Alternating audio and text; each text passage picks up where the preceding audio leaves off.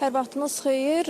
Hazırda Real Televiziyası olaraq Zağulbadan informasiyalar ötürməyə davam edirik və məlumat verdiyimiz kimi Almaniya Federativ Respublikasının prezidenti Steinmeier Azərbaycanda rəsmi səfərdədir. Ötən gün səfər başlayıb və onu vurğulamaq istəyirəm ki, səhər saatlarında Almaniya Federativ Respublikasının prezidenti cənab Steinmeier və onun xanımı Şəhidlər Xiyabanında olublar və Şəhidlər Xiyabanında Azərbaycanın azadlığı uğrunda canından keçən vətən övladlarının ruhunu yad ediblər. Daha sonra isə əbədi məşəl önünə əklil qoyublar və təbii ki, Azərbaycanın, Bakının daha dəqiq isə paytaxtın ən hündür nöqtəsindən paytaxtı seyr ediblər. Eyni zamanda həm Şəhidlər Xiyabanı haqqında, həm şəhərdə görülən abadlıq quruculuq işləri haqqında qonaqlara, rəsmi qonaqlara məlumatlar verilib və daha sonra isə Zağulba sarayına üst tutdular cənab Steinmeier və onun xanımı. Bir neçə dəqiqə bundan əvvəl qonaqların şərəfinə rəsmi qaravul dəstəsi düzülmüşdü və rəsmi qarşılama mərasimi keçirildi və təbii ki, daha sonra tək tərəfli görüş başladı.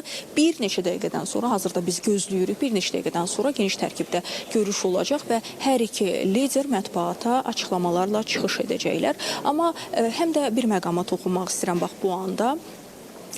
Almaniya Federativ Respublikasının prezidenti Steinmeier bundan əvvəl, daha doğrusu Azərbaycana səfər etməzdən əvvəl Ermənistanda olub. 2 gün və 2 gün yarım hətta deyə bilərik ki, səfər davam edib və səfər çərçivəsində o Ermənistanda həmkarı ilə, Ermənistan prezidenti ilə görüşüb və onda da açıqlamalar, bəyanatlarla çıxış ediblər və təbii ki, Ermənistan tərəfinin də qaldırdığı bəzi məsələlər var idi ki, Steinmeier onlara söz verib ki, Azərbaycanda da bu məsələləri aktuallaşdıracaq. Söhbət sülh müqaviləsi istiqamətində aparılan danışıqlardan gedib və Steinmeier qeyd edib ki, hər iki tərəfi, yəni həm Ermənistan, həm Azərbaycan bu istiqamətdə xeyli işlər görüblər, addımlar atılıb və təbii ki, nöqtə olaraq, son nöqtə olaraq Azərbaycan və Ermənistan arasındakı sülh müqaviləsinin imzalanmasının yekununu gözləyir və təbii ki, bu məsələni də Azərbaycanda aktuallaşdırmağa çalışacaq və bu məsələni qaldıracaq. Daha sonra isə Qaragin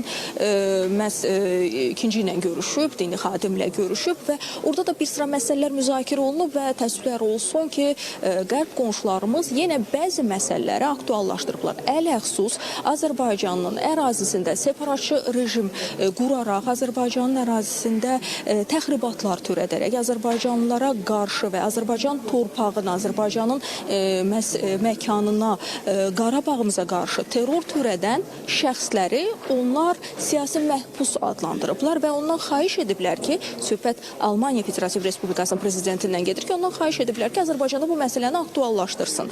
Və qeyd etdiyim kimi, məhz bu danışılan mövzular Ermənistanda danışılan mövzular idi ki, diqqətinizə çatdırdım və hazırda biz Zağulba sarayındayıq. Bir daha vurğulamaq istəyirəm. Bir neçə dəqiqədən sonra geniş tərkibdə görüş başlayacaq və daha sonra isə hər iki lider mətbuata açıqlamalarla çıxış edəcəklər və ümid edirik ki, bax, burada səslənən fikirlər tam obyektiv, qərəzsiz və məqsədə uyğun olacaq. Bu saat olan informasiyalarımız bunlardan ibarət idi və məlumatlar yeniləndikcə yenidən canlı bağlantı vasitəsilə izləyicilərimizə informasiya verməyə çalışacağıq. Salamat qalın.